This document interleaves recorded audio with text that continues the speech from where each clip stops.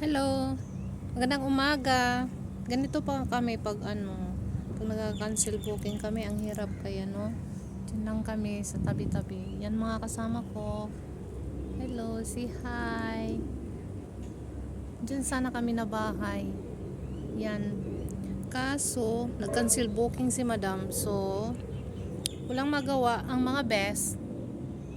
Dito na kami sa daan, mag-antay sa service namin. Ganito kami mga on call. Ito buhay namin. Kumakain sa tabi. Diyan lang kami kumakain. Kung saan kami nakastambay, diyan lang kami kumakain. Hindi na kami mag-antay kami kung kailan kami sunduin sa bus. Sakyanan namin. Tsaka mag-move doon sa susunod na booking again.